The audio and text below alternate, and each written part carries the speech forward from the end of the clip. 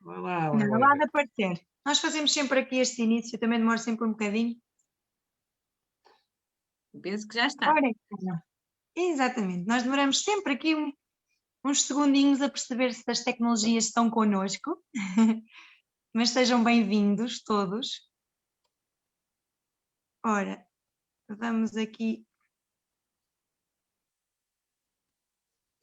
Ainda não tenho essa confirmação. Ora, aqui está. Já tenho a confirmação que queria.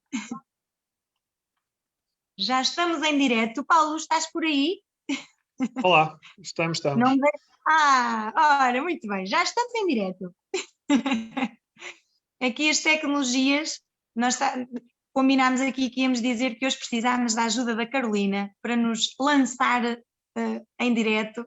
E ela agora fugiu, mas ela ainda se junta a nós depois, aqui no finalzinho. Eu acho que ela está por aí, tem o logotipo, ela deve andar aí a ouvir a conversa. Exatamente, ela ainda aqui está. Oh, Paulo, eu começo sempre assim a conversar logo muito descontraída, mas acima de tudo muito entusiasmada.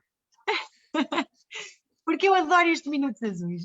Nós fazíamos uma versão em vídeo, esta versão em direto deixa-nos um bocadinho mais nervosos, pronto.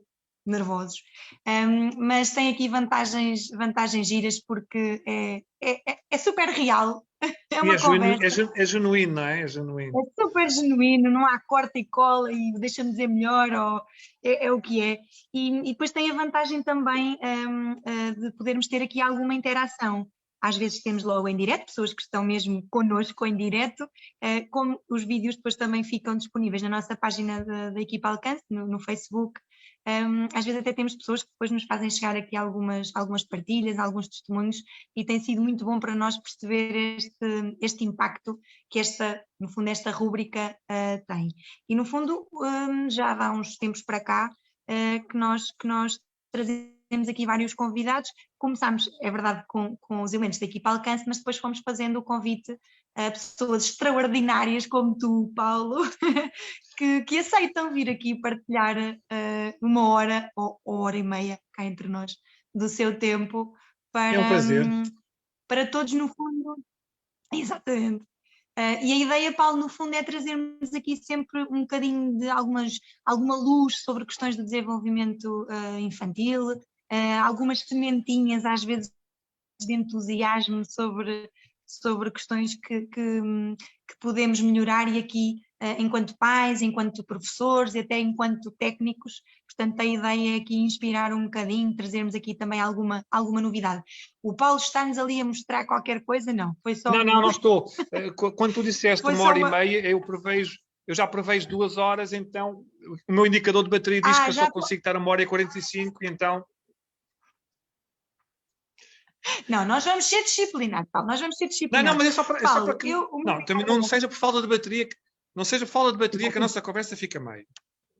Eu não tinha percebido, eu vou brincar, porque eu quando o saco passou, isto desfocou e parecia-me que era o saco da comida, portanto, já estavas a prever, mas era aí uma hipoglicemia. Mas, bem, já que falas nisso... muito bem, exatamente. Paulo, eu estou aqui hoje com dupla função, portanto há episódios dos Minutos Azuis em que eu tenho este privilégio, em que eu estou como fisioterapeuta pediátrica, mas também em representação das restantes valências da Equipa Alcance, portanto enquanto coordenadora. E então é também em nome de toda a equipa, porque toda a equipa ficou muito entusiasmada quando soube deste convidado. Nós somos todas particularmente apaixonadas pelos temas da interação sensorial, por esta temática.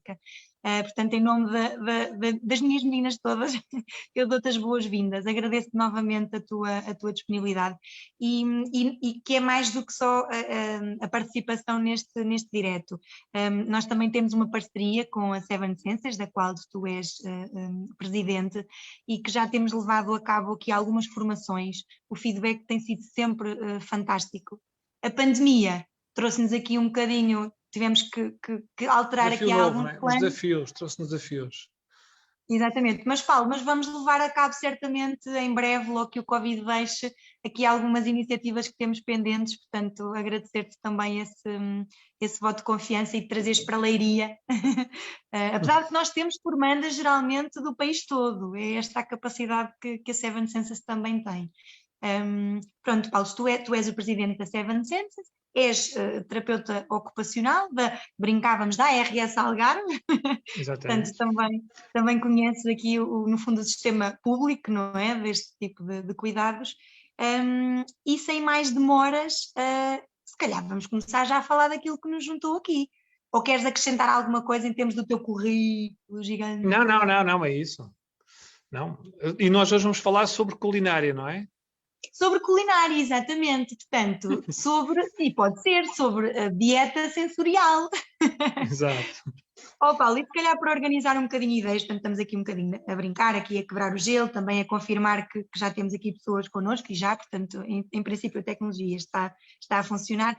Mas a primeira pergunta... Desculpa, interromper-te, hoje é sábado à tarde, não é? São 5 da tarde, as pessoas devem estar a chegar agora da praia.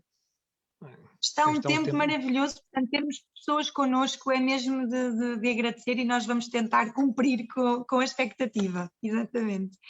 Paulo, primeira pergunta, temos que já, assim, direto ao assunto. Então, nós aprendemos na escola, ensinamos aos nossos pequeninos acerca dos 5 sentidos e agora vêm algumas pessoas dizer que eles afinal são 8. Como é que isto se configura? Afinal, quantos são? Quais são? Faz-nos aqui já. Temos que ir às definições e aos conceitos. Bom, então, ou seja, existem os 5 clássicos, né, que nós aprendemos na escola, que são aqueles que realmente são visíveis, portanto, o olhar, a visão, o cheiro, o tato, o olfato e o gustativo. Esses são os 5, não é? Os 5 são os mais classicamente. Depois existem 2 que são o proprioceptivo e o vestibular, que são aqueles que são muito importantes e quando nós falámos há pouco, quando estávamos a preparar a reunião, não só para a terapia ocupacional, mas como para a fisioterapia também, muito importante nos primeiros meses de vida, para a terapia da fala também. Pronto, o proprioceptivo é aquele que nos dá a noção, por exemplo, de como é que estão os nossos segmentos do corpo, de uns relativamente aos outros, nomeadamente isto é muito importante para a área da fisioterapia, acredito eu, as crianças quando começam a mexer, quando começam a andar, quando começam a gatinhar e quando começam a passar de uma posição para a outra, não é? A informação que é passada pelo fuso neuromuscular, pelos os receptores que existem nos tendões e nas próprias articulações, não é? É isso que dá informação ao nosso cérebro de qual é que é o posicionamento em que um segmento está relativamente ao outro. E também muito importante também, às vezes nós falamos muito restritamente no proprioceptivo, apenas nesta questão que eu acabei de falar, mas também há mais 2 variáveis aqui que são muito importantes, nomeadamente a graduação da força, não é? Ou seja, a noção, a força que eu estou a exercer sobre um objeto é o proprioceptivo que nos dá esta informação. E porquê que eu afloro isto aqui? É porque nós temos algumas crianças que têm uma grande dificuldade em graduar a força, não é? E isto, temos crianças que partem do ponto do lápis, temos crianças, às vezes, que vêm diagnosticadas como crianças que são agressivas porque não sabem como graduar a força que aplicam quando dão um abraço num colega ou quando empurram um colega. Pronto, isto aqui, a questão proprioceptiva é muito importante. E depois temos também a velocidade, ou seja, nós também conseguimos, a velocidade com que nós fazemos o movimento também é controlada através do sistema proprioceptivo, ou seja, são estas 3 grandes variáveis que o sistema proprioceptivo permite-nos que o nosso cérebro consiga viver de uma forma mais harmoniosa, por assim dizer. E isto, nos primeiros anos de vida, é fundamental, nomeadamente no pré-escolar, porque nós temos muitas referenciações, crianças que, de alguma forma, o sistema proprioceptivo não está a funcionar de forma correta, depois são diagnosticados como crianças agressivas. Não só, mas a questão da agressividade é uma coisa que a mim me traz muito, é muito caro, porque trabalhando em saúde mental infantil, temos muitas crianças que são referenciadas como agressivas, que na realidade não têm a ver com agressividade, tem exatamente a ver com essa dificuldade de graduar a sua própria força. O vestibular... Paulo, porque é isso? Não te vou interromper, portanto, fazermos aqui o 7º será este proprioceptivo, que nos dá realmente esta noção do nosso próprio corpo. Isto é só super importante na infância, mas só a propósito disso que te referes, é que estas questões sensoriais, elas são tão importantes porque muitas das vezes, quando não há este conhecimento, e infelizmente ele ainda há muito esta lacuna em quem lida com crianças, muito rapidamente surgem os rótulos. Portanto, Exatamente. isto é que, além das dificuldades que a criança está a enfrentar, depois encontram-se outros tipos de questões, normalmente relacionadas com a personalidade, não é? Que são, e que só por si também vão trazer desafios. Porque uma criança que já tem um rótulo já tem interações que vão ao encontro daquele rótulo que ela tem. Portanto, ainda bem que tu falaste disso, se não voltarmos a esta questão, já está aqui uma das razões pela qual é tão importante toda a gente que lida com crianças ter pelo menos noções, não é preciso aqui ter a ciência toda, Sim. mas ter noções destes 8 sentidos. Pronto. Quanto mais não seja no sentido de as próprias pessoas terem noção de que poderá haver, para além daquele comportamento, que é um comportamento que aparentemente é visto ou catalogado como agressividade, a criança pode estar a ser agressiva mesmo uma questão emocional, ou seja, porque é mesmo comportamental, mas também o que se pretende é que professores e também a restante comunidade médica também possa perceber que pode haver aqui um diagnóstico diferencial que pode ser uma alteração do processamento sensorial, nomeadamente uma alteração proprioceptiva, ou seja, não estou a dizer que, nem dizemos que todas as crianças que são agressivas têm alterações de processamento sensorial, nomeadamente propriocetivo, mas o que nós estamos a dizer é que temos a atenção que poderá ser, não é? E tu dizias, e muito bem, deixa-me completar o que tu dizias, que era a questão esta questão da alteração do proprioceptivo é um início de uma bola de neve. Porque depois a criança é catalogada como uma má criança, como agressiva, os colegas colocam de fora, ele não tem interações sociais com os outros colegas, vai uma criança que depois auto-exclui-se, não é? Tem menos oportunidade de participação e de aprendizagem. Isto é para dizer que é muito importante realmente nós termos atenção que pode ser uma alteração do proprioceptiva, porque esta criança está a ser excluída e vai ser excluída. Tu dizias muito bem. Ainda recentemente me dizia um professor de um aluno que é mais grave, não é uma questão proprioceptiva, mas o professor dizia que tinha que proteger a restante comunidade daquele menino, não é? E a pergunta era, e quem vai proteger este menino da sociedade? Exatamente. Porque aquele menino tem uma alteração, aquele menino, seja ela emocional, seja ela o que for, também temos que proteger o menino também tem que ter a mesma oportunidade que os outros. Exatamente. Depois, vestibular, quando nos perdemos. Não é? Exatamente. Nós vamos nos perder, mas de vez em quando algum de nós vai ganhar juízo e voltamos a organizar. Claro. Exatamente, Paulo. Eu acho que eles também têm assim uns nomes que não ajudam, mas o vestibular, portanto, o sétimo, o que é que me podes dizer sobre o vestibular? O vestibular é aquele que existe aqui perto do nosso ouvinte interno e tem aquele que nos dá a noção de como é que nós estamos relativamente à Terra, ao centro da gravidade. O mais fácil, ajuda-nos imenso, nós estamos no equilíbrio, ajuda-nos imenso nas atividades escolares, na estabilização da ocular, ou seja, é o estímulo é o sentido que faz com que nós consigamos mexer a cabeça ou mexer o corpo e manter a estabilidade ocular ótima, ou seja, nós não nos estivemos a ver aos saltos. Exatamente. Uma das muitas coisas que faz. O vestibular também tem muitas ligações no córtex, com muitas áreas e pode interferir com a regulação, pode interferir com os estados emocionais, muita coisa mesmo.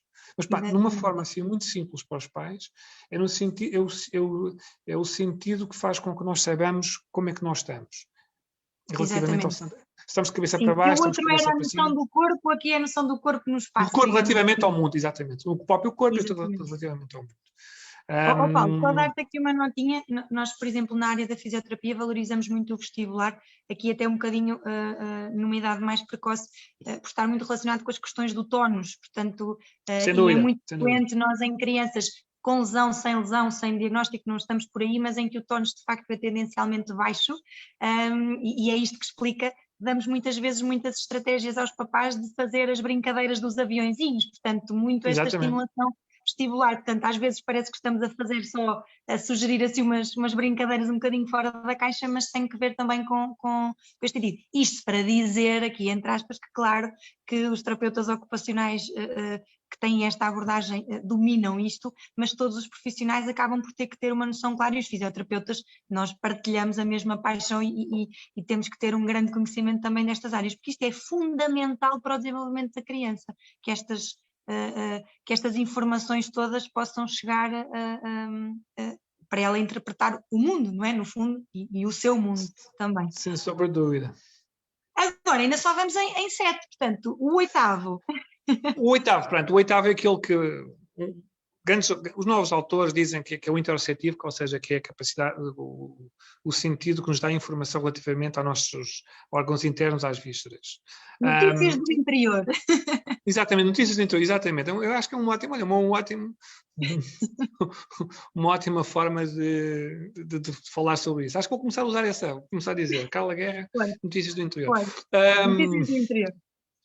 Ou seja, o que nós sabemos muito pouco sobre isso, ou seja, não há uma discussão no meio académico se realmente será o oitavo ou não, mas eu acho que nós na reabilitação, acho que temos que ter alguma relevância, porque há estudos que dizem-nos que as crianças, nomeadamente as crianças autistas, sofrem problemáticas gastrointestinais e muitas das vezes as birras e os mal-estares em que eles têm, as dificuldades que eles têm de se regular, têm um bocadinho a ver com esta incapacidade de perceber como é que está a funcionar os seus órgãos internos.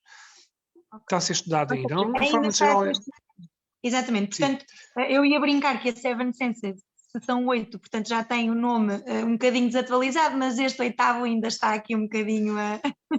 eu acho que nós vamos mudar para 7+1 senses, qualquer coisa como assim. 7+1, exatamente. 7 mais 1 ou... Exatamente. Então, Paulo, não sei se tu tens esta resposta, mas efetivamente eu tenho uma curiosidade e que nos pode trazer. O que é que aconteceu? Ou seja, porque é que estes dois sentidos, o que é que eles têm de diferente? Ou se quiseres... para no fundo eles terem estado um bocadinho, foi desconhecimento, eles ficaram separados dos outros 5, do conhecimento da sociedade em geral, porque de facto eles são um bocadinho diferentes, porque só se descobriram depois, só assim, é quase uma curiosidade, não é? Como dizia no início, eu acho que a questão aqui é que os outros são visíveis, né? Os outros toda a gente consegue perceber, ou seja, eu vejo, eu cheiro, eu como, eu sinto e eu ouço.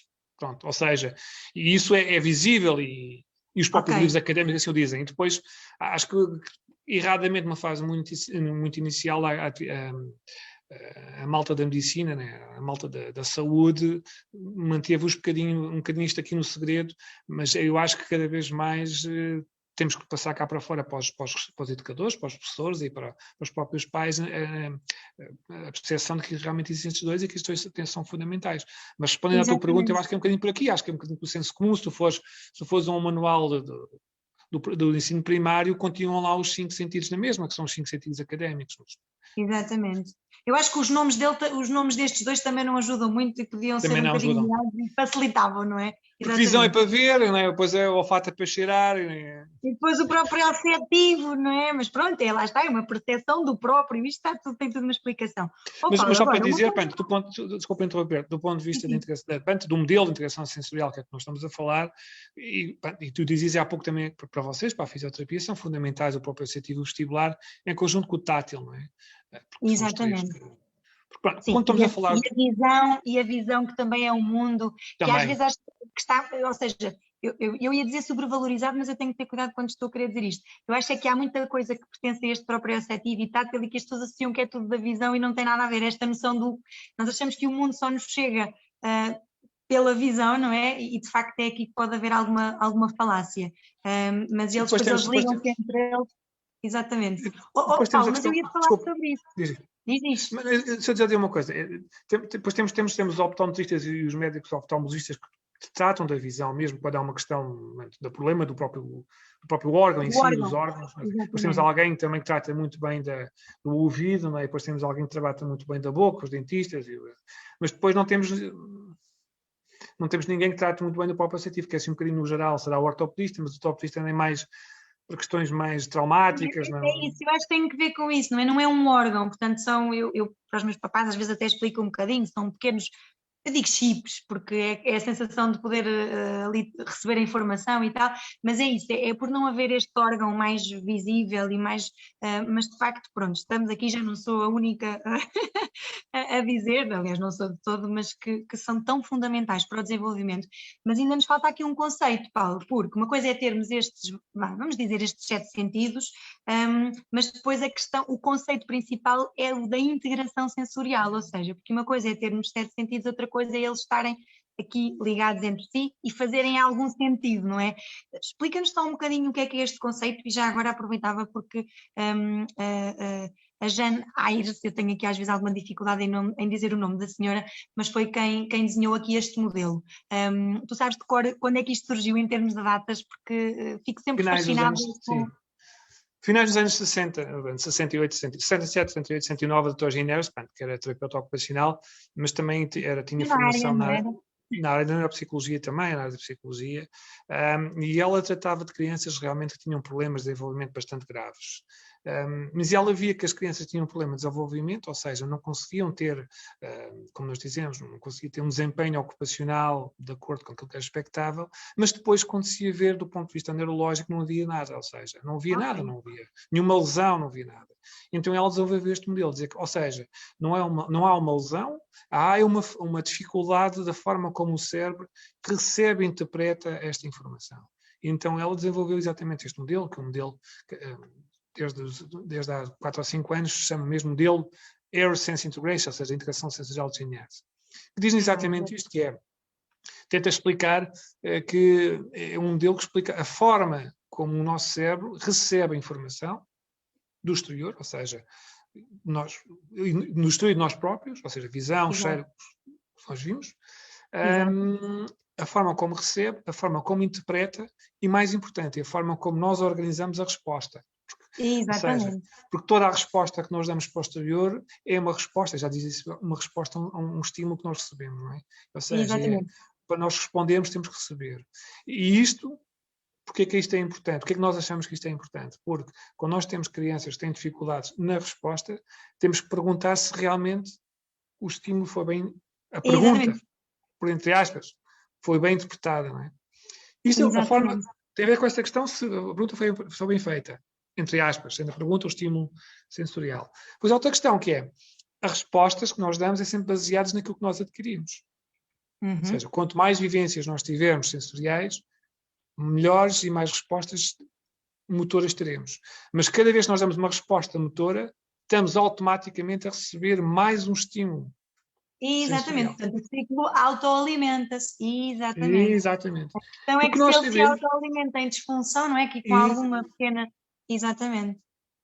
O conceito é um pouco esse, ou seja, que temos que disponibilizar contextos e situações para que as crianças consigam ter experiências motoras que essas próprias vão retroalimentar as experiências sensoriais. E a resposta motora seguinte já é baseada na resposta, no mapa das respostas sensoriais que eu já adquiri. Ou seja, quanto mais experiências eu tiver, mais respostas vou ter. Quanto mais respostas vou ter, mais experiências sensoriais vou ter.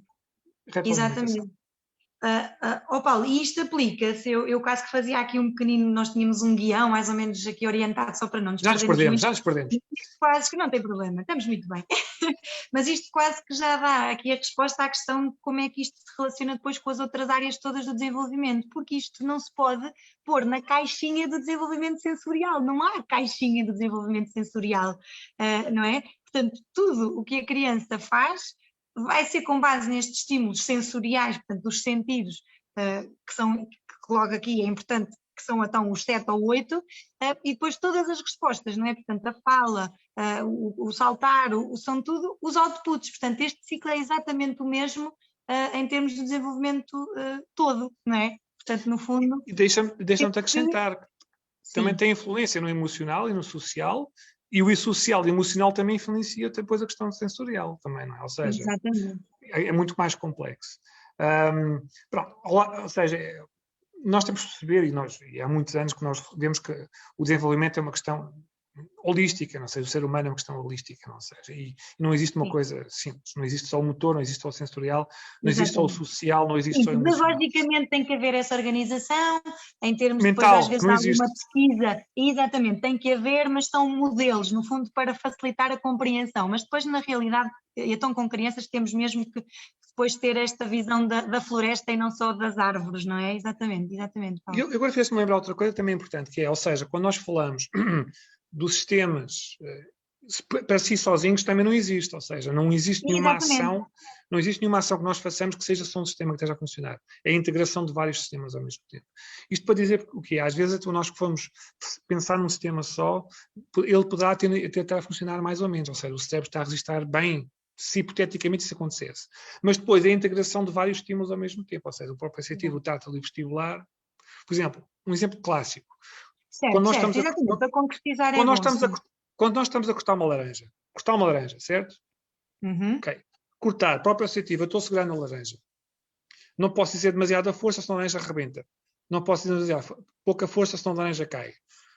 Segurar a faca, exatamente a mesma coisa. A forma como eu seguro a faca e a laranja ao mesmo tempo, próprio associativo, vestibular, estou a fazer o movimento dos dois lugares de culpa ao mesmo tempo, certo? Exatamente. Tenho que manter a minha posição ereta, vestibular, próprio associativo. Inconscientemente tenho que saber como é que estão as minhas partes do corpo, se não estava caído ou não estava caído. Visão para ver. Cheiro porque estou a cheirar a laranja. Gustativo que estou a sentir, as minhas pupilas gustativas, estou a sentir os salpicos da laranja. Provavelmente auditivo que estou a ouvir qualquer coisa da... Ou seja, uma coisa que é para nós é cotidiana, que é muito simples, nós fazemos automaticamente. Provavelmente qualquer um de nós conseguimos cascar a laranja e olhar para a televisão. Para as crianças não conseguem fazer exatamente, poderá haver aqui alguma dificuldade. E isto é que nós precisamos dizer aos pais e às pessoas, que é aquilo que para nós é dado como automático e fácil, temos que perceber que às vezes estes movimentos, estas tarefas mais complexas requerem uma integração de vários tipos, um mapa muito mais complexo. E aqui este exemplo... E tem que experimentar muito, porque não deixa de ser até um bocadinho pelos erros, portanto, se calhar as primeiras, não diria laranjas, mas as primeiras coisas que agarra, de facto a criança não tem noção da força, mas depois ajusta, porque tem o output, consegue aquilo que quer, não consegue aquilo que quer, não faz força suficiente, tem que experimentar. Portanto, isto leva-nos aqui a duas coisas que eu acho que é muito importante e lançamos assim à conversa, que é, por muito que nós estejamos na era do conhecimento, eu estou-me a repetir um bocadinho para outros minutos azuis, mas, ou seja, nós estamos sempre a pensar na questão da mente e do conhecimento e todos os pais querem que os seus filhos sejam de facto brilhantes, mas não há volta a dar, tudo começa em termos desta aprendizagem, ainda antes de ser só mental, ela passa pelo corpo, portanto isto não podemos, porque tem que ver com estes sentidos e com esta experiência e com esta aprendizagem. Isto é muito importante, Paulo, porque às vezes parece que se desvaloriza. Eu, como fisioterapeuta, sinto muito isto, que parece que não, mas ele até é inteligente, ele até compreende estas coisas, portanto, se ele é um bocadinho mais descoordenado, mas as questões, por exemplo, da coordenação motora são, no fundo, não deixam de ser sinais de alerta de que alguma coisa pode estar mal nesta integração sensorial toda, entre outros aspectos, claro. Entre outros aspectos, claro. Pronto, sempre, mas eu não posso desvalorizar isto e achar que depois todo o percurso vai ser brilhante só assente na mente, porque uma criança pequena, não é? Não funciona só não funciona todo neste registro, portanto precisa muito do concreto. Então, deixa-me só acrescentar uma coisa que tu disseste, que é fundamental, e que tem um bocadinho a ver também com uma coisa que vocês fazem mais do que nós terapeutas ocupacionais, que vocês fisioterapeutas fazem, que é a preparação para a parentalidade. Que é muito importante falar para os pais, para a mãe e para o pai. Atenção, mãe e pai, ou dois mães e dois pais, porque hoje em dia nós temos que... Exatamente. Para os futuros pais, ou para as futuras mães, que a maternidade, a gravidez é um momento muito importante, ou seja, quando a gravidez corre sem intercorrências, não há problema nenhum. Agora, por exemplo, se for uma gravidez em que... a mãe está a perder sangue, ou tem que ficar muito tempo numa posição deitada. Não é? Ou seja, temos que pensar, o ser que já lá está nos últimos meses de vida, 7º, 8º e 9º mês, ele já está a receber informação, ou seja, a mãe se mexe, ele está a receber informação vestibular, ele está a fazer força contra a parede da barriga da mãe, está a dar informação proprioceptiva, ele está a mexer-se dentro do próprio... Ou seja, tudo isto é importante. Se nós tivermos uma mãe que esteja muito tempo parada na posição deitada, são menos experiências sensoriais que essas crianças vão ter.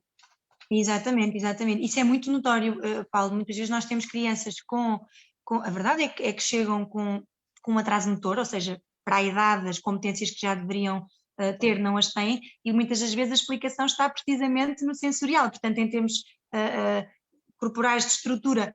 eu não vou dizer que está tudo bem, porque geralmente também há aí depois outros desafios, depois também temos o parto da mãe, o nascimento do bebê também tem muito que se lhe diga e desarranja ali às vezes muita coisa, mas efetivamente essas experiências sensoriais já estão um bocadinho alteradas. E depois outros exemplos que nós damos, Paulo, na mesma sequência, que é em oposição, imagina uma gravidez que até corre bem, mas complicações com a mãe ou com o bebê numa fase inicial, portanto há ali uma complicação, são bebés que depois são, portanto os pais lidam com eles muito mais como sendo de porcelana, não é? E sim, também sim. o tipo de informação sensorial que lhes chega no início de vida também fica logo muito alterado, portanto bebés muito pouco manuseados, que é muito comum em bebés que têm algum problemazinho de saúde mais física, sei lá, uma lesão do plexo, e de repente, Sim. então já estamos, não só têm aquela questão, como passam a ter outra adicional porque são manuseados muito menor, e numa fase inicial que a criança não tem a capacidade de se mover, esta informação do mundo chega-lhe pelos pais, não há volta a dar, certo, Paulo? Nós temos muito isto na De visão acordo. muito presente, portanto tem que ser, os pais não dá para se desligarem aqui desta, entre aspas, desta responsabilidade no início de vida. Então, Paulo, isto leva-nos à importância do brincar. Ontem, por acaso, foi Dia Internacional do Brincar, nem de propósito.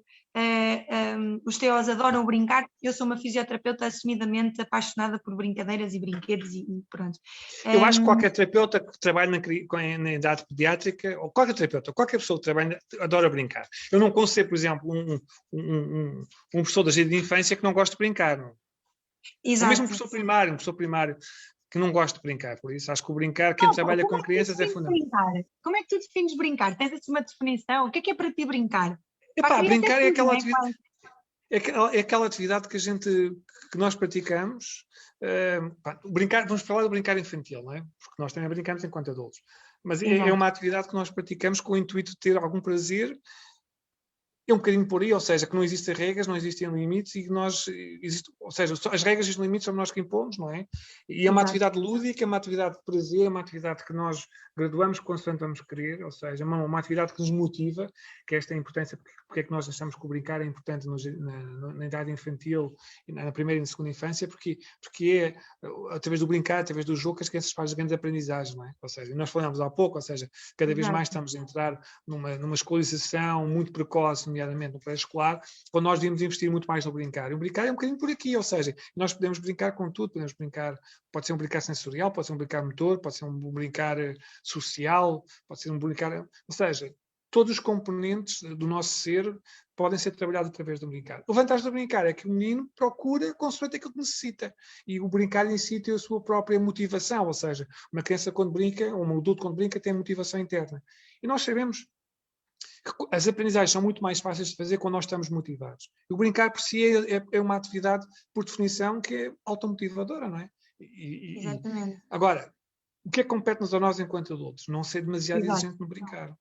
Ou seja, temos que ter um brincar que seja adequado à criança, não é? Não pode ser demasiado fácil, porque senão a criança não evolui do ponto de vista sensorial-motor, emocional. Mas também não pode ser muito exigência e depois a criança também não consegue lá chegar, não é? E então um bocadinho por aqui.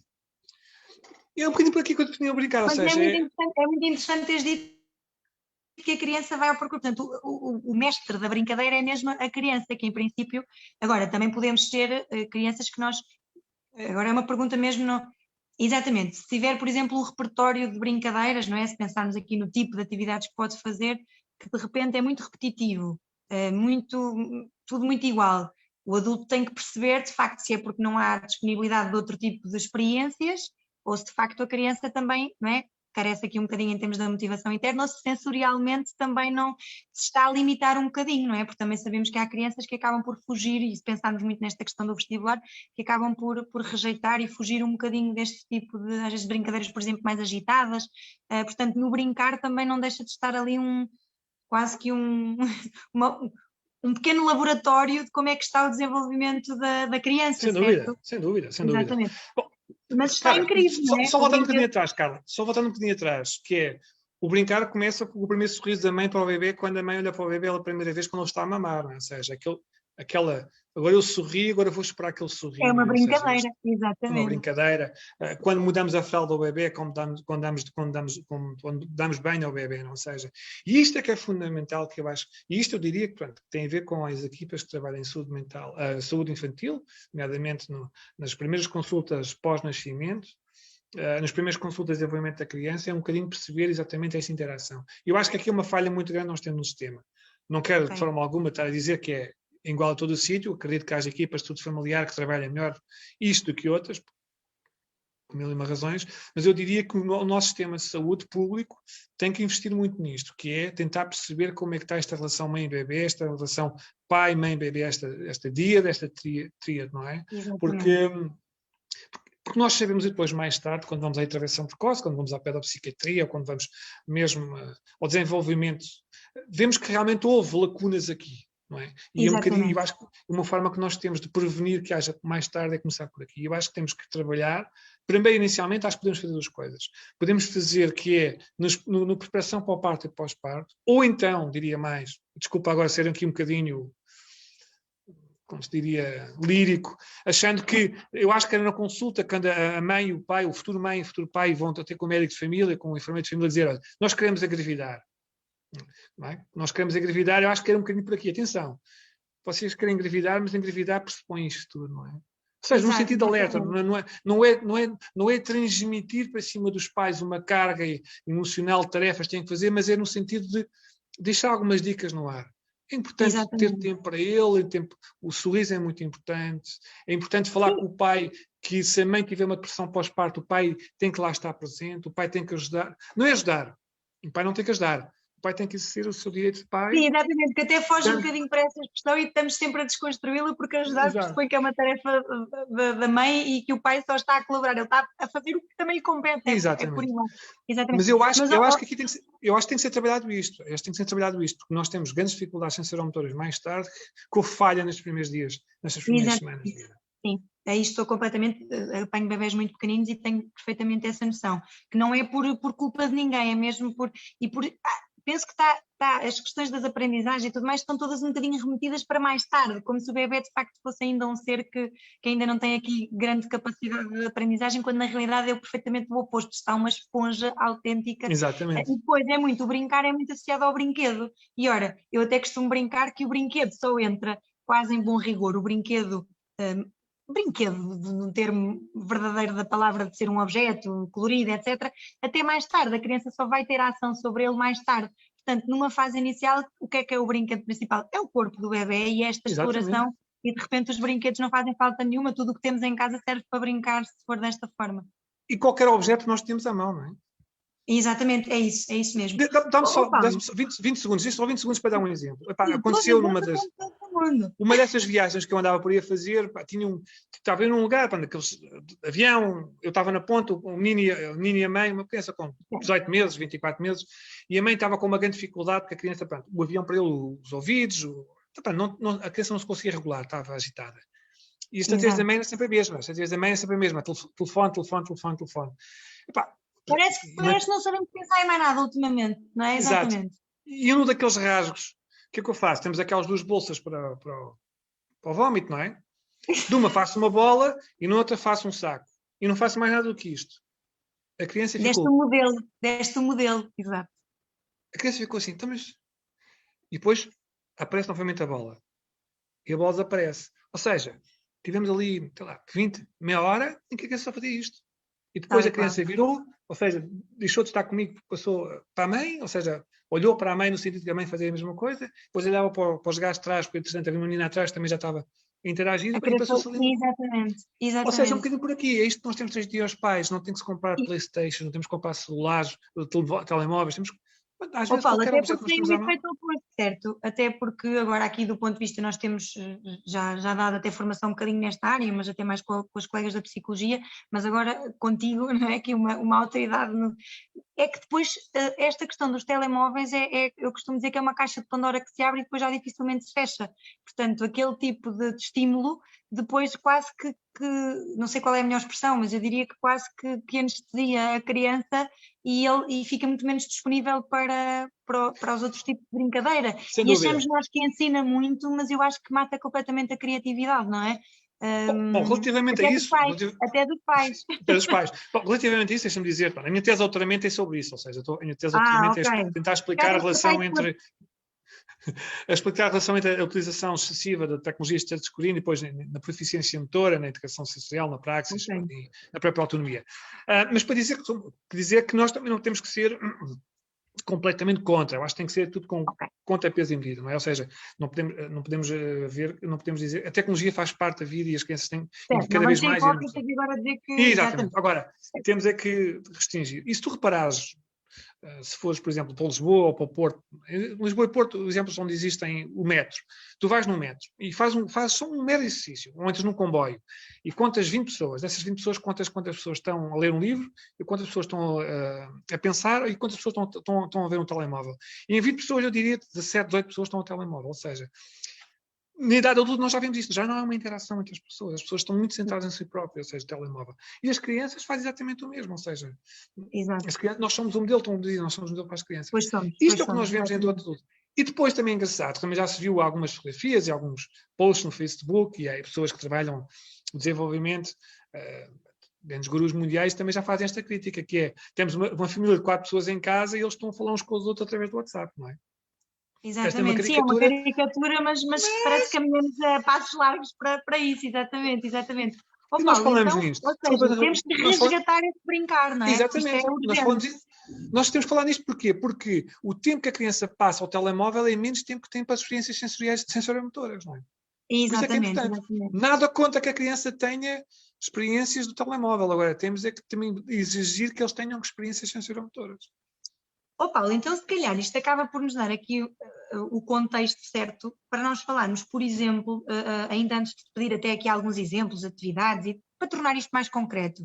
Mas eu acho que também tornamos concreto se falarmos em sinais de alerta, ou seja, quando temos estas questões relacionadas com o desenvolvimento sensorial ou perturbações da integração sensorial, aqui a nomenclatura se calhar não é o principal, mas que tipo de crianças é que nós estamos a falar? Ou seja, que questões é que nós podemos observar no comportamento para os pais realmente perceberem que às vezes, se calhar, situações com que estão a ver-se abraços, não é? E que estão a ter desafios com os filhos, até que ponto é que não tem que ver com estas questões, que por sua vez depois têm que ver com algumas lacunas em termos do desenvolvimento sensorial-motor.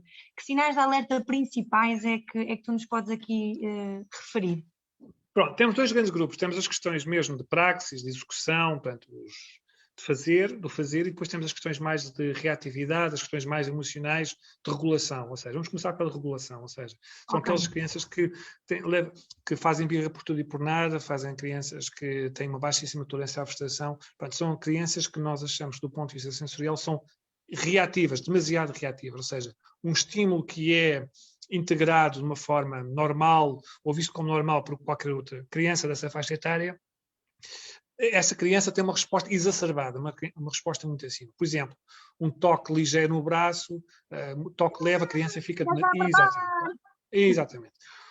Ou seja, ou crianças que exageram na sua resposta num estímulo que nós achamos que é normal.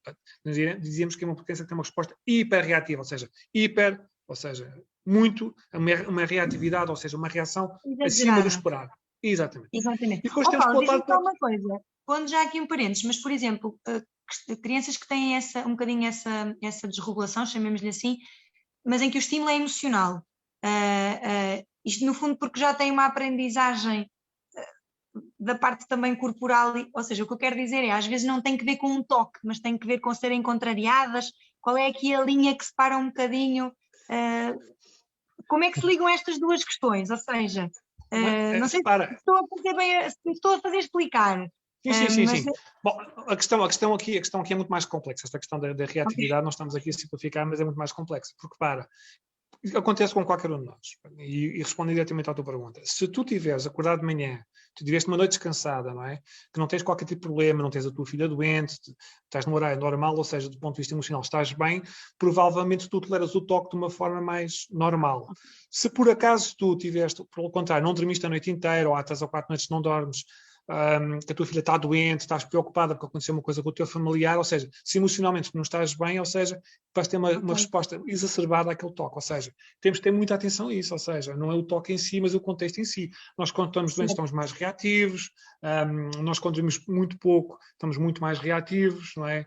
Nós quando estamos medicados ou estamos hiporreativos, mas já falamos aqui um bocadinho, mas não sei, para dizer que a reatividade não é meramente uma questão sensorial, ou seja... Eu até acho que vê-se muito mais o oposto, pensar que é tudo mal feitio, naquelas coisas de birrento, são os rótulos que normalmente aparecem. É um complexo. O que não se associa muitas vezes é que pode ter uma base corporal, não é? Do corpo, pronto. Mas estava aqui a tentar perceber um bocadinho esta linha e como é que as coisas se influenciam. Pronto. Mas sem perder o teu raciocínio, exatamente. Portanto, temos esta parte das crianças hiperreativas. Hiperreativas, que também tem a ver com a reação, mas também temos as hiporreativas, são aquelas crianças que batem contra tudo, não sentem nada, aparentemente não se magoam, aparentemente não estão ali, ou são crianças, por exemplo, que rodam, e cada vez rodam mais e nunca ficam tontas. Portanto, a questão vestibular, pronto, ou seja, temos hiper e hipo, ou seja, no fundo, tem muito, até procuram mesmo este movimento porque é como se a informação não lhes chegasse, exatamente, não é? Portanto, procuram intensamente porque estão, ok, exatamente, isto é... Uma das explicações... São perfis completamente diferentes. Uma das explicações que existem dos modelos é que tem a ver com o limiar neurológico, ou seja, uma criança que tem um limiar neurológico muito alto, é uma criança que vai ser hiporreativa, uma criança que tem um limiar neurológico muito baixo, é uma criança que vai ser hiperreativa, ou seja, nós vemos o limiar neurológico como se fosse um muro, não é? Muro baixo entra demasiada informação, muro alto entra pouca informação. Tem uma forma muito genérica, um bocadinho por aqui. Mas isso só relativamente a... Sim, isto era para se identificar, portanto, para pais e educadores conseguirem perceber, ok, estas questões de comportamento, não é? Em vez de irmos aos rótulos, vamos tentar perceber o que é que está aqui na base eventualmente desta agitação motora. E depois temos a questão da percepção, que são aquelas crianças que têm dificuldade em encontrarem objetos escondidos sem luz da visão, são aquelas crianças que têm dificuldades em copiar do quadro, são aquelas crianças que têm dificuldade em pedalar e utilizar os dois lados do corpo ao mesmo tempo, aquelas crianças que têm dificuldade em pegar no lápis ou usam demasiada força ou pouca força, são aquelas crianças que não gatinharam ou têm uma grande dificuldade em gatinhar, são aquelas que têm grande dificuldade em transitar de cada uma daquelas etapas de desenvolvimento autogénico, não é?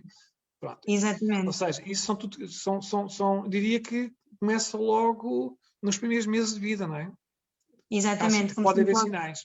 Daí, mais uma vez, eu diria que era fundamental que nós, da área da física, da TO e da fala, porque eu junto sempre os três, acho que devíamos ter uma intervenção muito mais próxima junto dos médicos de família, no sentido de alertar nos médicos de família e os enfermeiros de família, para as equipas de saúde familiar, no sentido de dizer que nós estamos disponíveis caso seja necessário dar aqui um toque. Porque pronto, como nós sabemos, as crianças que mais tarde vão ter dificuldades, o que é que acontece? As crianças vão desaparecer na idade escolar, porque a gente vê nas questões académicas, nós vamos ver nas questões académicas, não copia, escreve ao contrário, salta linhas, não consegue ler na mesma linha, não consegue copiar do quadro, não consegue estar quieto na cadeira, não consegue jogar à bola, ou seja... Pois, e aquilo não aparece naquele ano, de todo. Não, já aconteceu lá atrás. É recorrente, uma anamnese bem feita, portanto íamos perceber todo o desenvolvimento desta criança, as pistas já estavam lá há muito tempo. Isto, na equipa Alcance, até é interessante estar a referir desta forma, e eu aproveito para fazer aqui a notinha.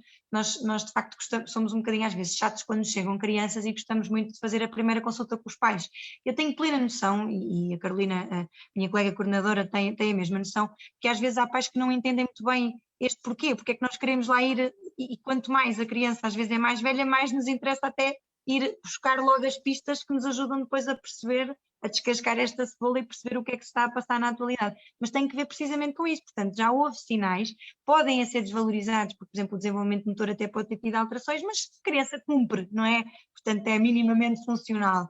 Não é muito coordenado, lá está, às vezes até ouvimos estas coisas, mas também não queremos que ele seja atleta, portanto, não há problema. Mas depois isso é na idade escolar que descama. Portanto, nós estamos sempre à volta desta pescadinha de rabo na boca. Não é? Todos nós, ou seja, tu ouviste aqui um parênteses que acho que é importante também, para não deixarmos os pais aqui, todos agora vão para casa a ver se os meninos conseguem fazer tudo, nada disso. Ou seja, isso é preocupante se essas dificuldades realmente têm impacto nas atividades que é expectável fazer para a idade. Ou seja, eu tenho colegas meus que não conseguem olhar da janela, da varanda, tenho colegas meus, são terapeutas ocupacionais, tenho colegas meus que não conseguem andar no próprio, não conseguem andar no baloiço. Eu, por exemplo, quando tenho uma criança que anda demasiado tempo à revolta no bolso, não posso estar a olhar para ele, porque eu estou sentado, eu fico tonto, fico com náuseas. Mas o que tu queres dizer é isso não tem impacto na tua vida, portanto não vais considerar isso um problema, porque todos nós temos Arranjamos estes perfis estratégias, diferentes, não é? Exatamente. Agora, as questões académicas é que pronto, não é? Pois, porque depois são percursos escolares que começam logo aqui um bocadinho difíceis. Mas deixa-me dizer-te uma coisa também. Eu sou às vezes, compro inimigos pelas coisas que digo, mas não posso deixar aqui dizer isto. Eu diria que o pré-escolar tem aqui um aspecto fundamental, ou seja, o ensino pré-escolar tem que ser, de alguma forma, um aliado nosso no desenvolvimento da criança, porque nós sabemos que, infelizmente, os pais trabalham por turnos, têm muito pouco tempo, não é? E dizíamos há pouco nós, antes de prepararmos a reunião, que nós, infelizmente, os nossos avós estavam em casa e já não trabalhavam, não estavam disponíveis para nós. Hoje em dia, os avós são avós ativos, não podemos contar com eles, e temos pais muito ativos, avós ativos, e às vezes os pais não têm o tempo necessário para as crianças poderem explorar e terem essas oportunidades. E eu diria que é o ensino pré-escolar que tem esta incumbência, não é? Ou seja, pretende-se, e diz os grandes grupos de desenvolvimento dizem isso, pretende-se que o pré-escolar seja exatamente essas etapas da aprendizagem sensorial-motora, não é?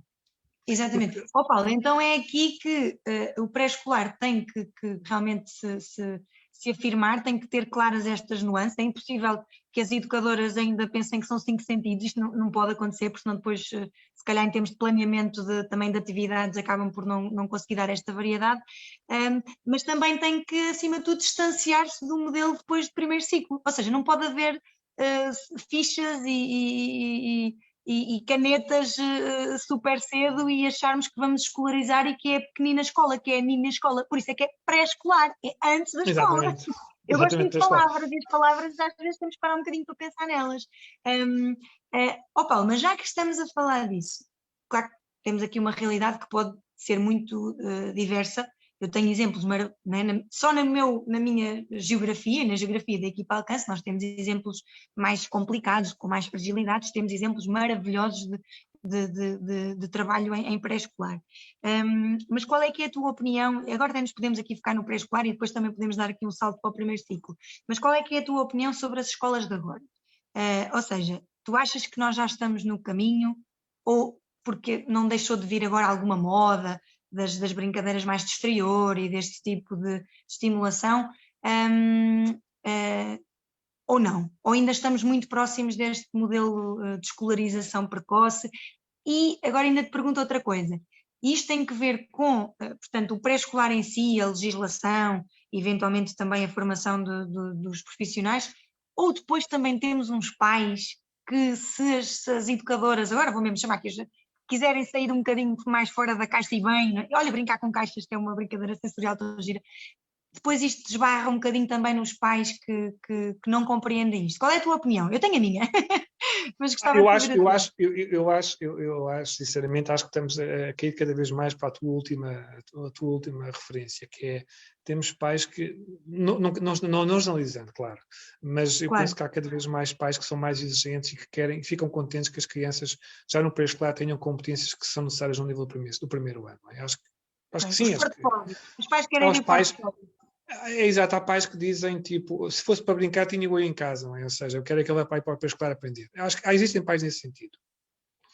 Mas eu tenho a esperança de que nós vamos no caminho oposto. Se tu tens aí, e vou-te agora pedir ajuda, aquela educadora que fez parte da nossa formação, que faz aquelas aulas espetaculares. A Isabel Reis, pelo menos aqui, aparentemente, ela está connosco. Ela está a assistir a este webinar e fizemos os Minutos Azuis com ela. Lá está, é um exemplo. É um exemplo, acho que é um exemplo. Acho que é um exemplo. Acho que temos que fazer um baixo assinado.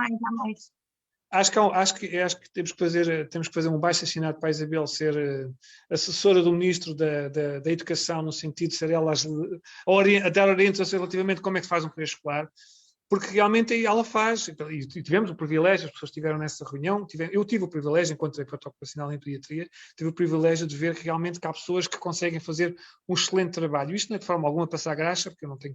Mas pronto, realmente ela faz um trabalho espetacular E o que é mais engraçado é que faz uma forma que é todos os conteúdos programáticos que é suposto ela tocar, ela toca-os. Só que não os toca na sala dela, toca no exterior, não é? Exatamente, é isso. As crianças vão para o mato, as crianças sujam-se, as crianças saltam.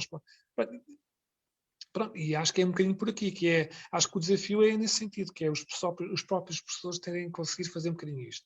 Eu também diria, também depende das escolas, eu diria que se calhar, se for um pré-escolar, que for uma aldeia, que não for numa cidade, será um pouco mais fácil quebrar com essas normas, diria eu.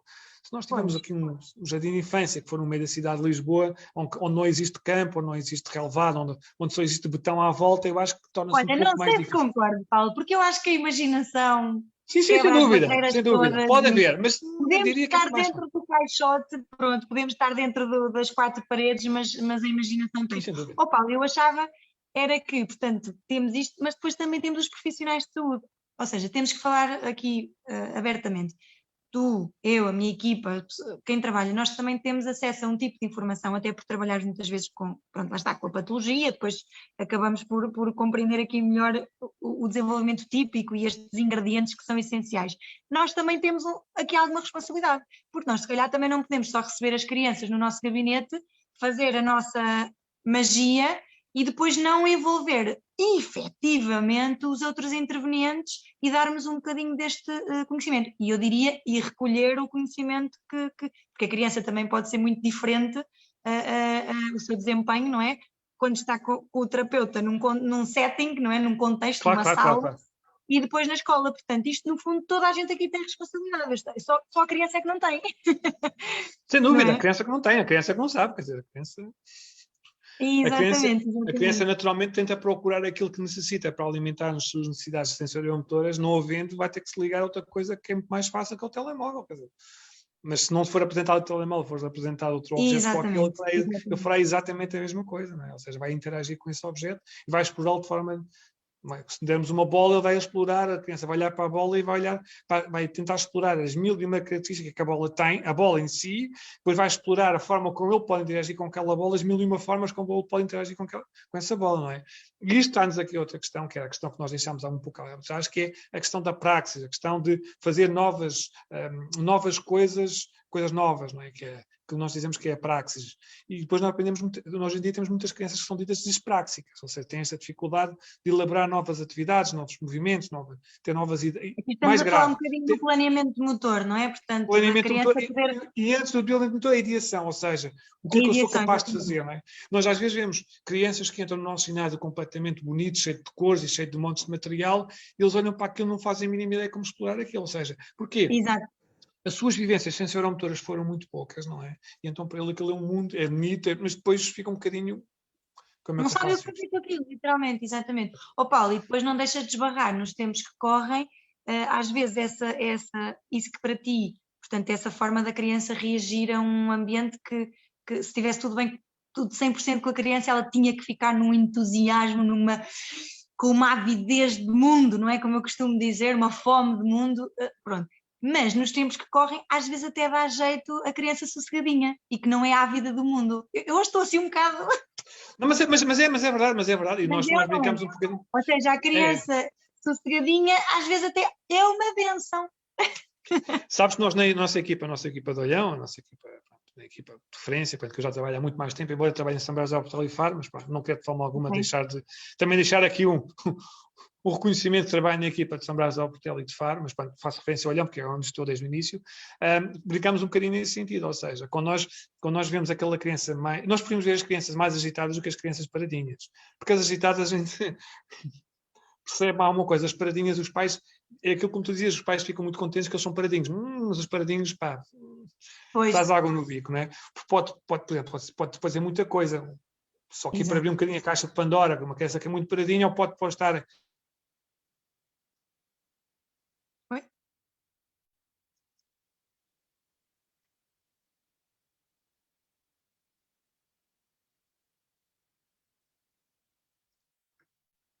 Olha, aqui na minha reunião houve aqui um bloqueio qualquer. Não sei se aconteceu. Paulo, tivemos aqui um... Olha, a nossa plataforma decidiu parar um bocadinho. Foi para dar descanso à gente. Exatamente, foi para bebermos água. Paulo, desculpa, mas estava-te a dizer, a criança paradinha e depois ias abrir a caixa de Pandora e ficámos aí na caixa de Pandora. Pronto, eu para dizer que, pronto, estava a referir que nós dizemos, né, estava a referir mais equipas onde trabalho, equipas de Olhão, não querendo deixar de fora as equipas de Faro e de São Brás de Alportel, que é para não haver aqui, quando voltar não levar nas orelhas. Nós brincámos um pouco em equipa, que é, os parados preocupam-nos muito mais do que os agitados, não é? Porque o agitadinho a gente de alguma forma consegue tentar perceber e é mais fácil tratar em princípio, não é? E dava aqui o exemplo, que é uma criança que está demasiado parada, pode ser uma criança que está em shutdown, ou seja, está a receber demasiada informação e então está... Portanto, é shutdown, está desligada. Não consegue gerir, exatamente, e desliga quase com o mecanismo de defesa. Ou seja, falando do ponto de vista de reatividade, ou então temos outra questão que é, a criança até vê muitas coisas, mas depois não sabe como interagir com essas coisas. E isto leva-nos exatamente ao início, que é, ou seja, todas as experiências e vivências que nós temos de interação com nós próprios, primeiro o nosso próprio corpo dentro da barriga da mãe, a interação com a parede pélvica da nossa mãe, o primeiro sorriso com a nossa mãe, o mamar, a xuxa, o colo, os nossos primeiros brinquedos, o nosso brinquedo de transição, a fralda, os nossos próprios pés, as mãos, não estou a falar dele próprio ainda, as mãos, os pés, o chão, o gatinhar, o rastejar, fazer o tem-tem, ou seja, isso tudo são vivências que são importantes. Mais tarde, quando a criança, que tem um repertório muito grande dessas vivências e interações, tem um bom esquema na própria cabeça, não é? E quando vê um objeto, a questão de ideação, não é? Porque há crianças que não sabem minimamente o que vão fazer. Porquê? Porque, por exemplo, vou dar um exemplo estúpido. Tenho aqui uma garrafa de água, não é? A criança, para fazer qualquer coisa com esta garrafa de água, tem que saber quais são as propriedades do objeto em si. Não é? Tem que saber o que é isto. Para que é que isto serve? Uma garrafa de água. Depois para que é que serve a garrafa de água? Por exemplo, pôr água. Não é? E depois tem que saber, ou seja, são ter conhecimento das características do objeto. E depois tem que ter que ações é que eu posso ter sobre este objeto. Ou seja, eu posso segurar, eu posso rodar, que ações e depois o que é que eu posso fazer como atividade? Posso beber, posso encher de água, ok? Posso fazer barulho, posso fazer barulho, tudo. Agora, exatamente. Primeiro que tudo tem que saber, tem que ter noção do conceito do que é o objeto. Lógico, posso saber do ponto de vista cognitivo que isto é uma garrafa de água, mas atenção, é muito mais importante se a criança tivesse experiência de saber que existia de água e que entrava água e entrava a sair, ou seja, ver por si só, não é? E isso são os tais conceitos que a criança aprende e que depois vão resultar muito bem em termos de escola não é? Portanto, são os conceitos que no fundo estão no concreto que depois vão ser abstratos, da quantidade, falávamos há bocadinho, do cima, do baixo, do dentro, do fora, exatamente, que dão, pronto, lá está. Quando a pessoa perguntar o que é em cima e em baixo, eu sei, eu estive em cima da mesa, eu estive debaixo da mesa, eu estive dentro da mesa, eu estive fora da mesa, eu estive, não é? Ou seja, eu estou à tua frente, eu estou atrás de ti, não é? Ou seja, quando a professora diz, epá, vai para o final da fila, o final é o fim é lá atrás, não é? O princípio é à frente, todas estas relações espaciais, não é? Tudo isto, quanto mais experiências nós tivermos e mais vivências nós tivermos, claro que é muito mais fácil. E como diria a doutora Ginês, né, voltando ao princípio, ou seja, partindo dos sistemas sensoriais, à medida que nós vamos fazendo a integração dos sistemas e vamos maturando os sistemas, vamos tendo um mapa sensorial, vamos tendo mais respostas, não é? Isso tudo vamos aumentando o grau de complexidade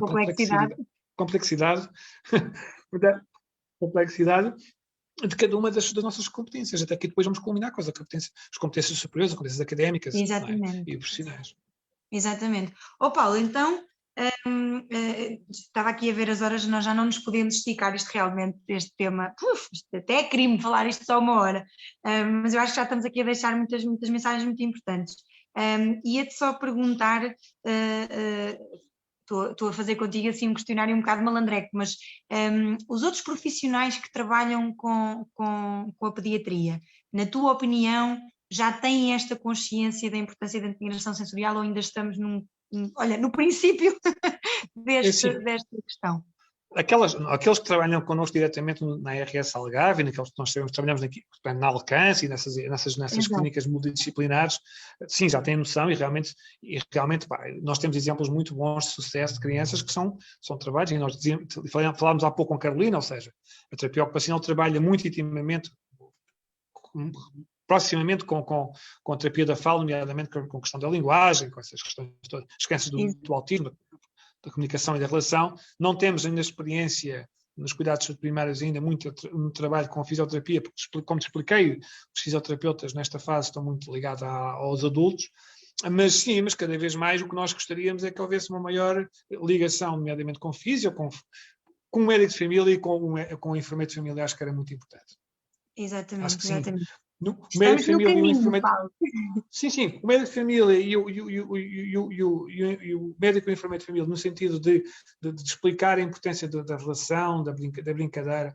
Ou seja, nós percebemos, não estou a condenar, nós percebemos que é muito complicado fazer uma consulta de saúde infantil em 20 minutos, não é? Onde eles conseguem fazer é despir o bebê, pesar o bebê, medir o perímetro cefálico, medir o comprimento, e depois é aquele checklist rápido a dizer come, não come, quando é que foi a introdução dos alimentos, aquela coisa, não é?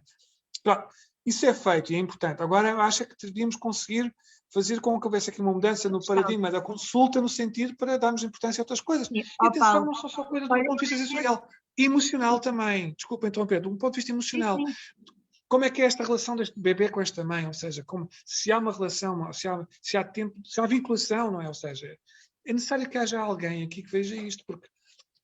E como diria, eu tive a oportunidade de ver nesta segunda e terça-feira a apresentação da equipa do professor Pedro Caldeira, do Dr. Pedro Caldeira, da Zona Estefânia, do Centro de Estudos da Criança e do Bebê, que eles estavam a fazer a apresentação do novo DC05 e diziam eles que, ou seja, as crianças quando aparecem já aparecem com 2 anos e eles dizem que é muito importante cada vez mais transmitirmos isso aos médicos de família e aos enfermeiros de família no sentido de dar algumas pistas, algumas dicas no sentido de serem os próprios a promoverem numa fase inicial que haja estas ações para prevenir que haja uma patologia mais tarde e depois também, caso já existem, alguma dificuldade, serem eles a encaminhar cada vez mais cedo. Mas exatamente. Porque as crianças chegando mais cedo, lá está, às vezes temos que fazer esta conversa e somos um bocadinho suspeitos, claro, porque trabalhamos nesta área, mas nenhuma criança fica com um problema se não o tiver, por ir a um fisioterapeuta pediátrico ou um terapeuta ocupacional e quiser realmente perceber, porque quanto mais não seja do ponto de vista até pedagógico, os pais podem receber aqui muita informação, mas sem...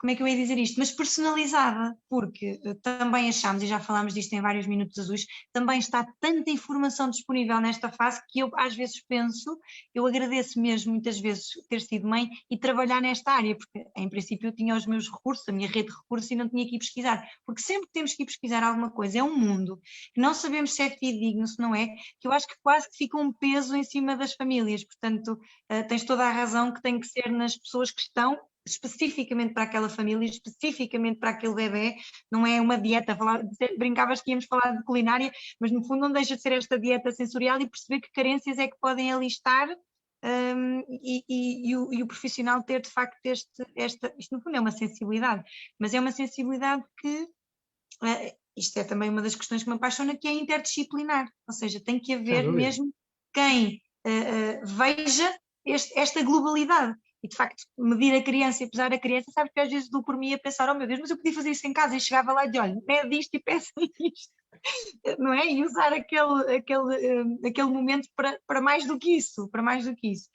Ó Paulo, olha, estava aqui a olhar para o nosso guião, não sei se falámos destas coisas todas, mas há aqui pelo menos uma questão que eu tenho de fazer, até para concretizar, porque fico sempre com muito receio que nós, com o entusiasmo, depois não tínhamos sido suficientemente claros sobre algumas questões e até mais concretos. Será que tu nos podias dar aqui alguns exemplos de ambientes estimulantes, até pensando um bocadinho para os pais, para as educadoras, e até por idade, algumas brincadeiras que tu pensas que têm que fazer um bocadinho parte, ou o que é que tu nos queres dizer sobre este brincar? Porque acabamos de dizer que não há receitas, mas não é? Já que estamos aqui a dizer que o brincar está em crise, temos que dar aqui algum contributo mais.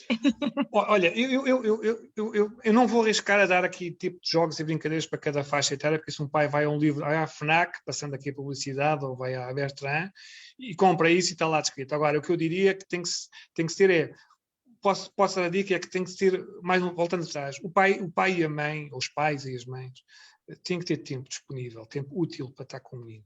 E o tempo útil significa que eu e o menino, o menino e o brinquedo, ou só, às vezes nem precisa do brinquedo, mas tem que ter aí o menino. Disponibilidade de tempo, acho que é necessário. Depois, é assim, outra coisa que é muito importante dizer tem que haver um brinquedo ou 2 ou 3 brinquedos, não pode haver muitos brinquedos. Exato. Muitos brinquedos também. O pai acha que é muito bom pai porque tem muitos brinquedos. Não, exatamente. Quando é demasiados brinquedos, a criança depois não consegue explorar aquele brinquedo até o enfim. Ou seja, é uma criança que às vezes a gente vê aquela imagem no Natal que as crianças abrem os prémios todos de seguida, não é? Mas depois abrem, depois metem para lá, metem para lá e acabou. Não, ou seja, acho que não é por aí. Acho que tem que haver ali uma relação entre ele e o brinquedo. Tem que brincar, tem que explorar. Depois é fazer tudo, ou seja, tudo o que for possível fazer em grupo, ou seja, se o irmão mais velho, o irmão mais novo, o pai e a mãe, estes jogos todos, não é? Que depois o próprio brincar em si são as questões sensoriomotores, mas também são as questões emocionais, não é? As regras, os limites, não é? Ou seja, hoje em dia nós temos crianças com as nossas consultas porque são uma criança que faz birra porque não tem uma regra, não tem um limite, não é? Depois temos um pai que diz uma coisa e a mamãe diz que outra. E o brincar é fundamental para isto, ou seja, a regra de um jogo em si, parecendo que não, estamos a estabelecer regra, estamos a estabelecer um limite. Tu podes fazer isto daqui até aqui dentro deste jogo, não é? Ou seja, e mesmo o brincar pode incluir isto tudo. Portanto, podemos ter uma altura em que não há regras e que é livre, mas quando há regras é para cumprir e a criança tem que começar a perceber estas diferenças. Repara, o brincar é livre, mas tem regras. Exato. O brincar é livre, mas tem regras, ou seja, podes fazer muita coisa, mas não podes fazer tudo. Ou seja, não podes jogar à bola, mas não podes estar contra a televisão. Não podes jogar à bola entre o jantar e... Ou seja, há regras. Mas é livre, mas há regras. Ou seja, e são estas regras dentro do brincar que são fundamentais, porque as crianças necessitam, para conseguir crescer do ponto de vista mental, não é? Eles têm que saber o que é que posso e não posso fazer. E às vezes nós vemos crianças completamente estruturadas. E com consistência. Não é? Exatamente, a consciência que dizíamos há pouco, que é para o pai e a mãe é exatamente igual para o pai. Ou seja, é mais nesse sentido. Brincar muito, não tem que ser muito tempo, mas tem que ser disponível. Se calhar a questão do envolvimento, Paulo, se calhar dizia eu. Envolvimento, sem dúvida. Falavas do tempo, é preciso tempo, mas também tu próprio, noutra ocasião dizias, mas acima de tudo é tempo de qualidade, ou seja, não é tempo de estar, estou aqui de corpo presente, mas até estou no telemóvel, ou mesmo que não seja no telemóvel, estou nos meus pensamentos, não é? O adulto. Portanto, é estar com a criança e estar ali, não conta, exato. Meia hora assim, mais vale 5 minutos de qualidade, não é? Olha, e já agora, não sei se vou cometer aqui uma confidência, mas tu dizias há pouco e o exemplo que davas da tua filha. Eu acho que é um bom exemplo, ou seja, não tem que haver um objeto, ou seja, um dia. Ou seja, nesta fase, então, nós tivemos os pais e as mães em casa confinados, em que os miúdos repetem exatamente a nossa rotina do dia-a-dia, é uma boa excelência, ou seja, a criança vai buscar o cesto de roupa, coloca a roupa dentro da máquina, está a brincar, ou seja, para ela aquilo é uma brincadeira, é um jogo, ou seja, não é...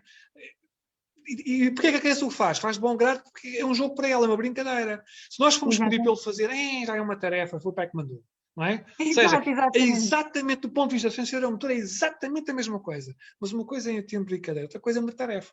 Não é? Se ela faz de uma forma esporádica, e se nós arranjarmos uma forma de envolvimento emocional e em jeito de brincadeira, ela faz muito mais, do ponto de vista motivacional, está muito mais disponível e a aprendizagem é muito mais bem feita. Tirar a roupa do cesto é tirar de dentro, vai para fora e depois entra na máquina. São conceitos que a gente pode brincar. Tira a roupa, boa, já não estás. Agora vais tu lá para dentro. Agora sais tu para fora, ok? Exatamente. A roupa. Sim, às vezes o problema é que nós queremos fazer um parênteses na nossa vida e agora vou brincar e depois às vezes não estamos descansados. No confinamento era isto que eu vivia, já que meteste em confidência também posso realmente explorar. Mas eu precisava de pôr roupa a lavar, pronto.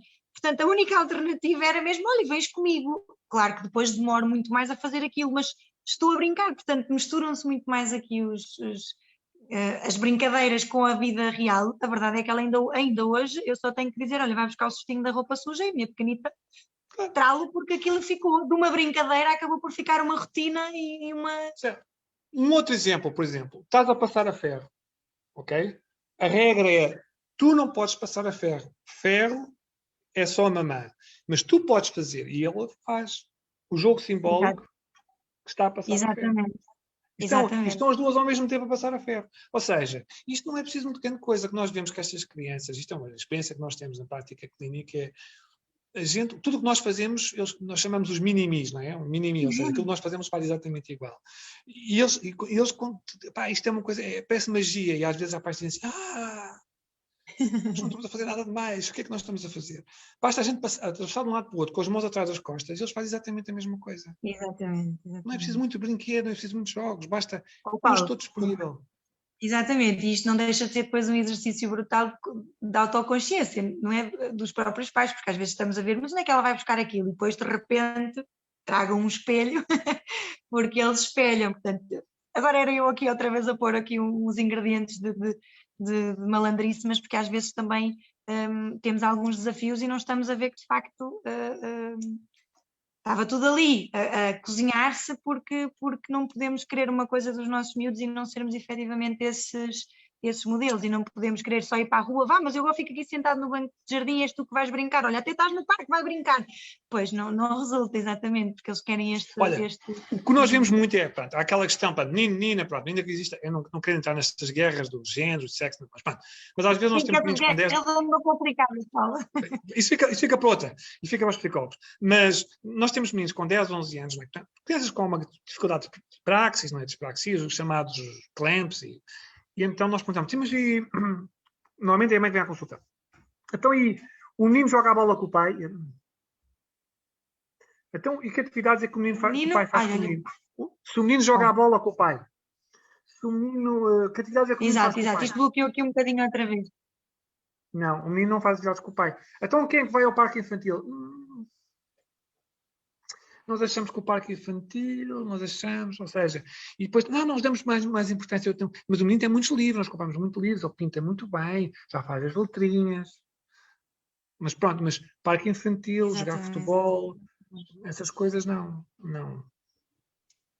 Olha, eu sou, exatamente, mais uma inconfidência, eu sou a favor das amas ilegais, daquelas que têm uma quinta com cavalos e animais.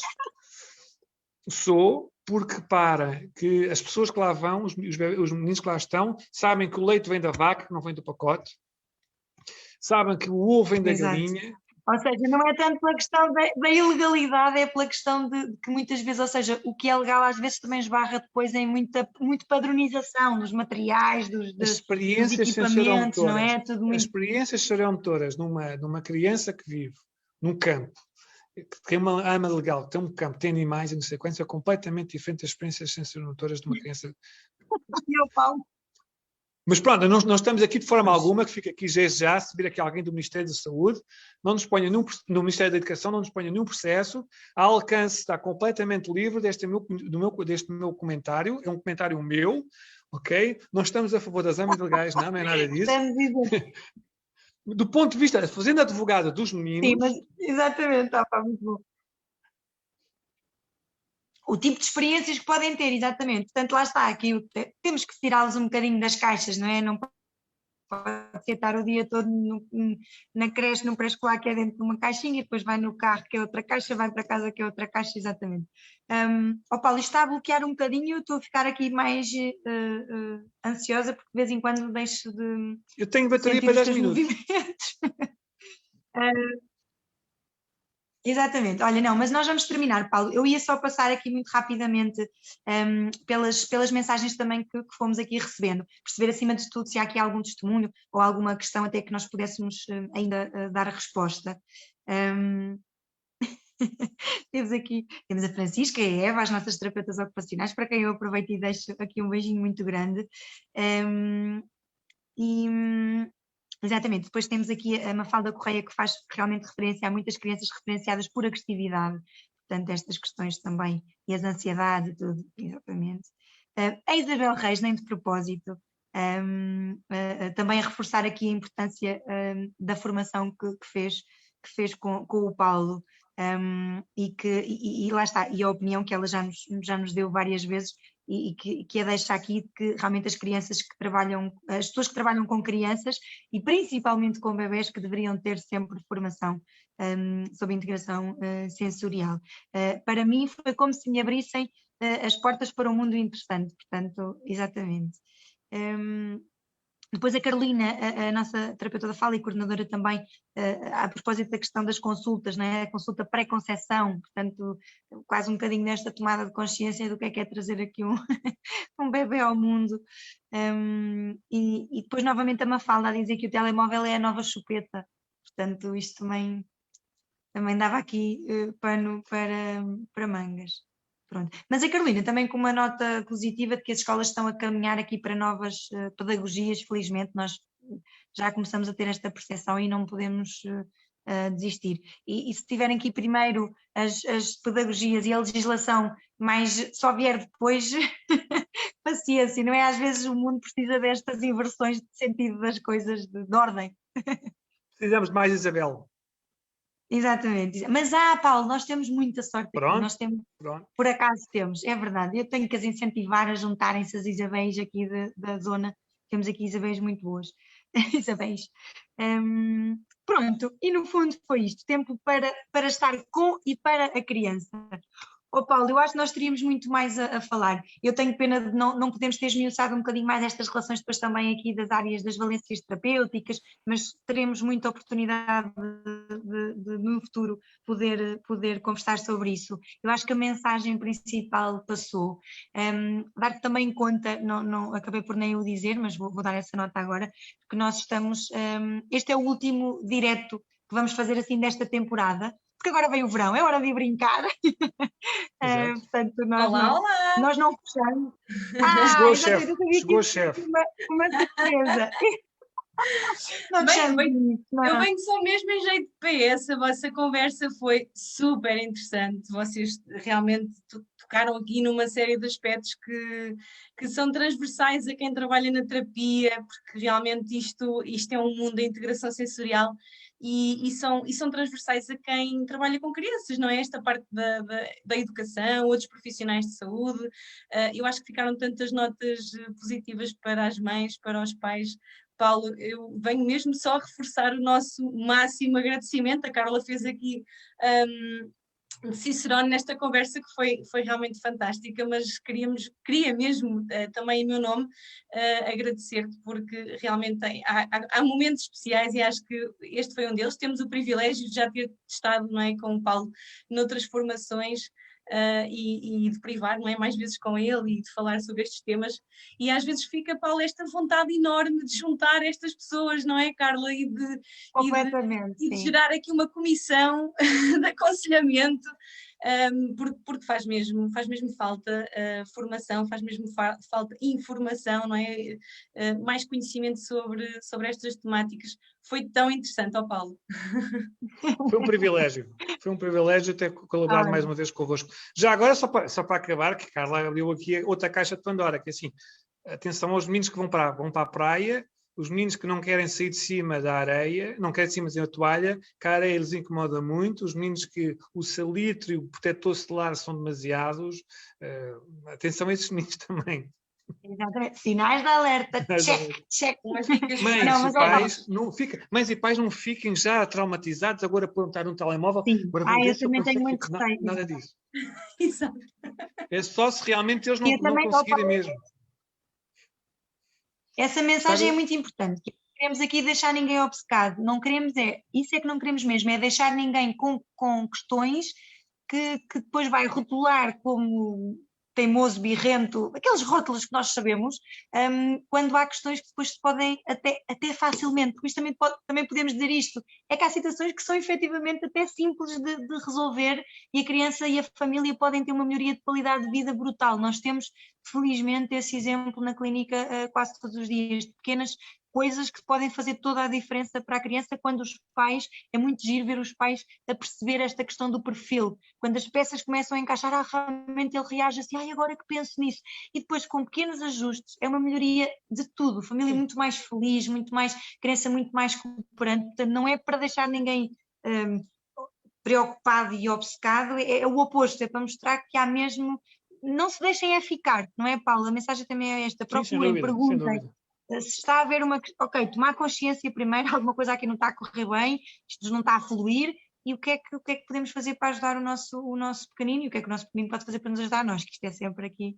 Portanto, Paulo, foi uma mensagem, não foi os minutos azuis espetaculares para terminar esta primeira revada, não foi, Carolina, porque no fundo também tocámos numa série de assuntos que fomos falando ao longo destes meses, não é? Penso que também é importante referir que o Paulo veio ontem do Brasil, portanto, nem se notou nada aqui a questão do jet lag, Paulo. O Paulo está no Brasil, Olha, vi, eu pensava que ele tinha feito a viagem regresso. Afinal, Epá, foi pessoal, lá. vocês agora acabaram de pôr uma situação em que ninguém sabe que eu estou no Brasil. Oh, meu Deus! Agora o país inteiro sabe que eu estou no Brasil. Pois pronto, está certo. Não, mas isto para dizer, Paulo, na verdade... Agora, espera só uma coisa. Eu agora, quando chegar, vou ter os serviços de Ciências e Fronteiras no aeroporto de Lisboa à minha espera. Oi, este é o amigo que estava no outro dia. Sabe que eu Bem, sou... isto e o gosto pelas amas ilegais, de facto, pode-nos pôr aqui a maus lençóis. Mas olha, Exato. eu ia dizer, Paulo, A Carolina vingou-se agora. não, é extraordinário o facto de seres convidado, tu e a Susana, e portanto, no fundo aqui a vossa associação, a Seven Senses, para falarem, portanto, do tema da integração sensorial em tantas partes do mundo. Eu acho que isso é sem dúvida de louvar e devo fazer essa referência.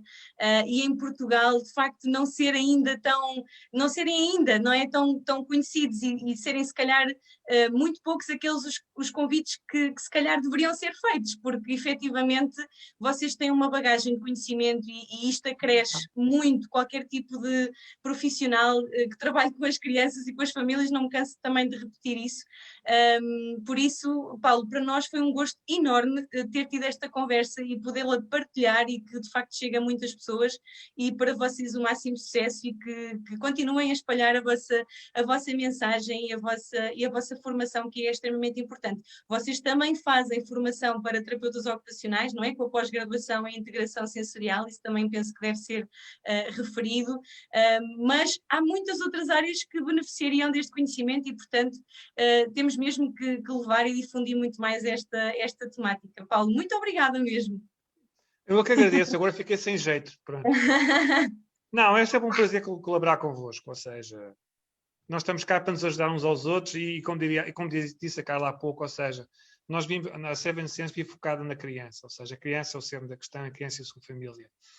Quanto mais pessoas nós possamos ajudar, é lógico que para nós conseguirmos chegar à criança e à sua família, temos que ir aos médicos de família, aos enfermeiros, aos terapeutas da fala, aos fisioterapeutas e aos professores e aos educadores, não é? É nesse sentido que estou de acordo convosco e nós, quando iniciamos esta nossa parceria, partilhamos, tanto a Seven Sense como a vossa equipa, partilha esta noção de que é necessário realmente dividir estes saberes, ou seja, difundir este saber por todas as outras pessoas, porque nós não vivemos numa ilha, não é? Mesmo quando nós temos uma criança na nossa clínica, quando nós temos a criança em intervenção terapêutica direta, não somos nós que fazemos o milagre, ou seja, nós apenas descobrimos ali algumas estratégias e trabalhamos com a criança algumas técnicas em si, que depois o sucesso em si só vai resultar se realmente conseguimos transmitir a mensagem da importância dos pais continuarem com a intervenção em casa e da escola também podemos trabalhar em consonância com a própria escola, não é? Porque a criança passa uma grande parte do tempo na escola e em casa e só passa connosco uma hora, 2 horas por semana, nós não conseguimos fazer milagre. Isso é fundamental, eu estou de acordo convosco e agradeço desde também já em nome da Seven Senses a equipa Alcance ter permitido que nós também possamos em parceria conseguir, pronto, com tempo, também não é preciso, não queremos mudar tudo um mundo de um dia para o outro, se conseguimos ir ajudando uma família e uma criança de cada vez, acho que espero que tenha contribuído. Claro que sim, Paulo, muito obrigada. Obrigada, Carla, dou-te a palavra aí para encerrares a nossa reunião. Olha, mas é mesmo só isso, pronto, é despedir, é agradecer a quem esteve connosco. Eu os números, devo ter aqui também umas questõesitas de base, portanto já nem sei quantos diretos é que nós fizemos nesta temporada. A sensação que tenho foi que foi tão rico, portanto o número torna-se aqui um bocadinho irrelevante. Eles estão todos disponíveis na nossa página, tivemos conversas super giras, esta tocou numa série de aspectos que alguns deles até aprofundámos noutras conversas, portanto quem tenha interesse pode sempre ir pesquisar, mas agora realmente vamos nos dedicar aqui também a outros projetos, a outras ideias e voltaremos em breve, provavelmente lá para o final do ano, não quero aqui levantar muito o véu, mas fiquem atentos que nós, isto faz parte aqui da nossa missão, não é, Carolina? Também esta questão de trazer aqui luz sobre algumas temáticas do desenvolvimento e com isso eu costumo dizer, família a família, mente a mente, nós pudermos todos ir evoluindo, não é? nesta consciência do que é a criança e isso já é maravilhoso e nós já ficaremos muito felizes se assim for. Portanto, é um até breve, basicamente. Paulo, muito obrigada e se calhar até breve também, porque este é aqueles convidados que têm de voltar. Sucesso me deixar entrar em Portugal? Exatamente, é mesmo isso. Obrigada. Vá, adeus, boa tarde. Um beijinho grande. Tchau, tchau. Obrigada, Paulo, um beijinho. Obrigada. Obrigada a todos que estiveram connosco. Obrigada.